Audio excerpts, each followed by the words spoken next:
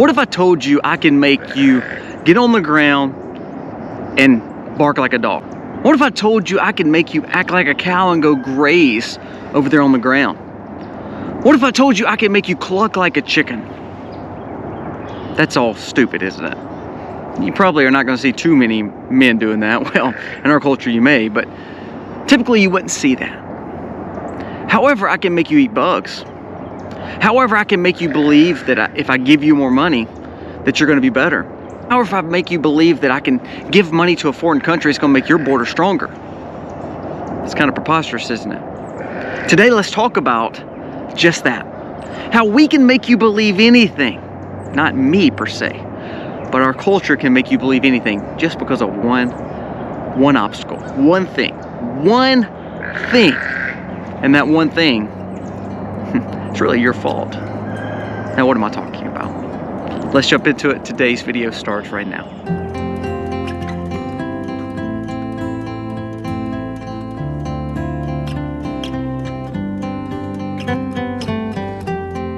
Hey guys, welcome to the Max. Thank you so very much for being here today. If you are new to the channel, go down here, press subscribe. There's a little button right here called subscribe, and there's a thumbs up right beside it. If you'll give me a thumbs up, it does mean the world to me. I humbly ask you to do that because it helps us get our video and our message out.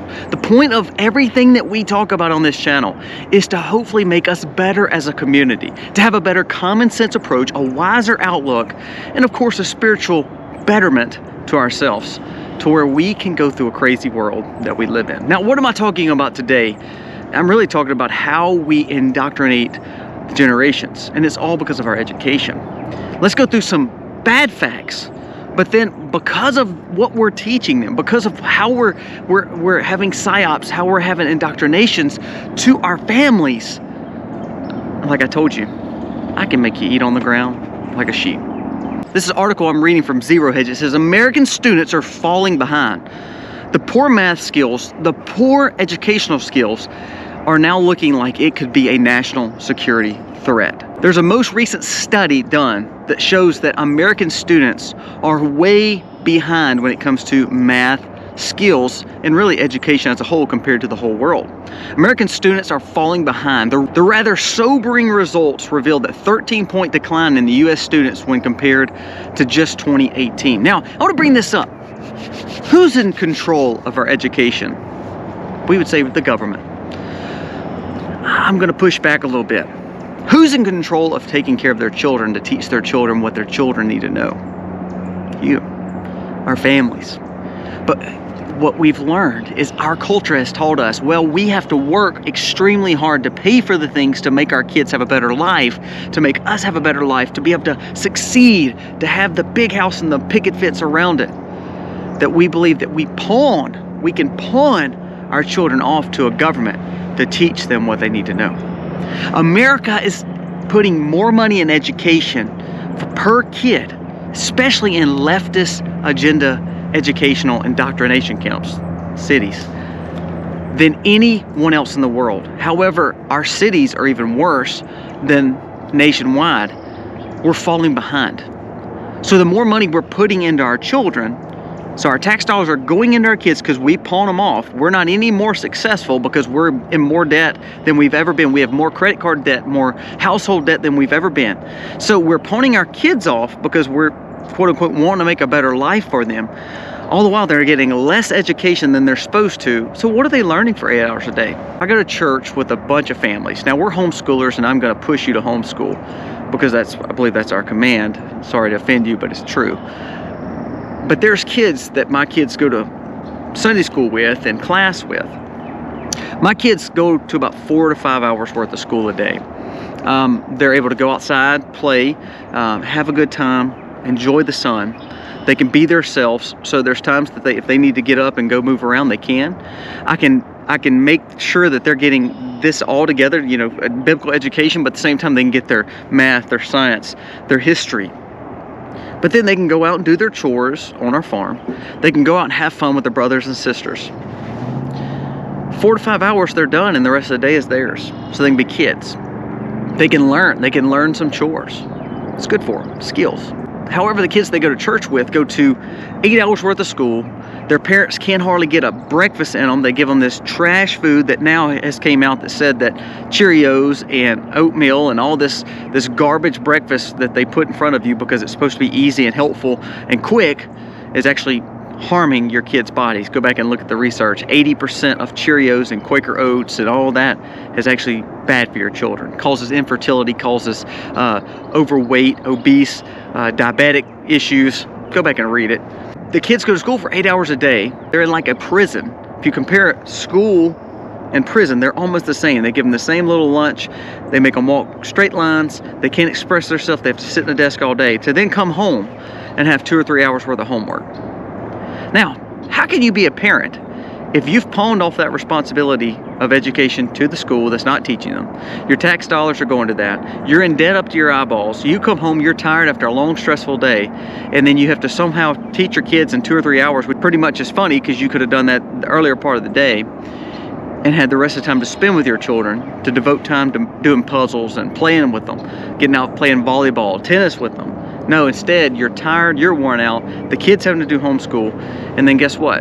By 7:30 at night, they're getting baths and getting ready for the next day. They're taking your right away from being a parent. And also, as you pawn your education and pawn your responsibility off to the schools, they're failing. Our kids are falling behind Russia and China and India when it comes to math and science skills. Well, how are we going to build the next doctors? How are we going to build the next scientists, the next engineers, the people that's going to contribute to society if our kids are not learning true education? What if they're not learning how to be a man, how to be a woman? They're not. Our schools are teaching them things that they probably shouldn't be knowing at their age. You know what we've taught our kids? And you can see it in the last generations. We've taught them how to be lazy.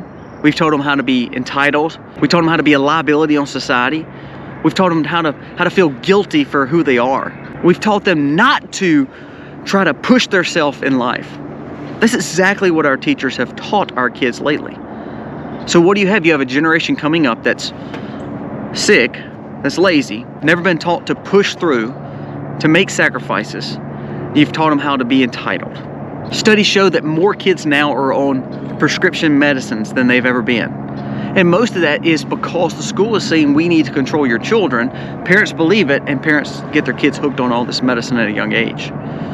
So now we have bad foods going into them because we're stressed to get to work, we're stressed to get them to school. We allow the kids to go to the school to get indoctrinated and not to get educated. And now we have to come home and not spend time with our kids. We have to go back over the same schoolwork that they should have already done in the 8 hours they had. And then we don't get to be a parent, and we don't get to enjoy time with our children. You want to know how we fix America? First of all, we need a spiritual awakening. But when we take the emphasis off family and responsibility, and we pawn that off to the government to teach our children, to take care of our kids, to give them what they need because we can't anymore, what we've done is we've made a generation that's going to be controlled most of all. You know why the government gives out so much stuff? It's not because they actually believe that you need it. They give out so much stuff because they know that's votes in return, and they know if they can control the narrative, control the populace to entitle you, then you're going to sit and keep electing them.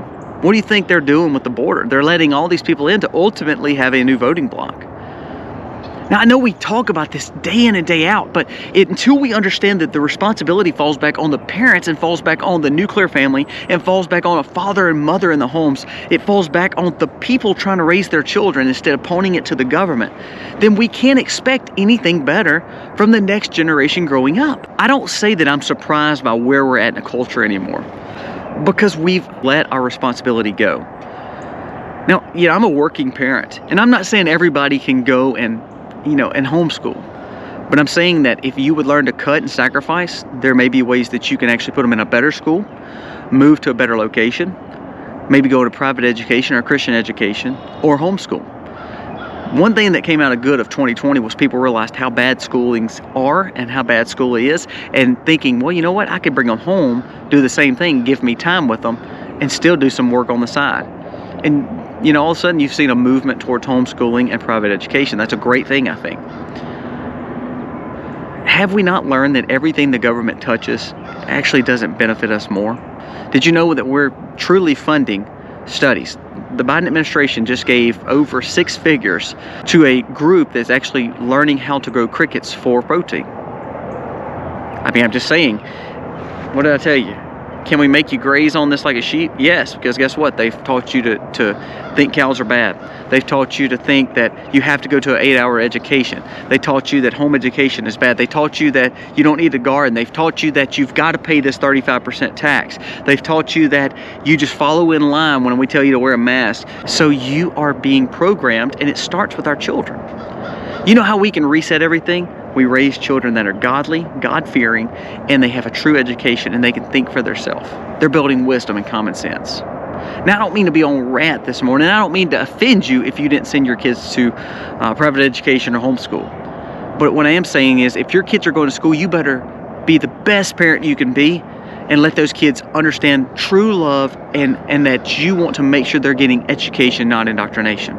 You should be sitting at the dinner table right after school saying, hey, what did you learn today? Let's go through it. So you could be the checks and balances. If you're not doing that and you're pawning this off to the schools, you're raising kids to be the next fallen generation, the lost generation, the one that allows the government and virtual reality and the technology to raise them and not you as the parent.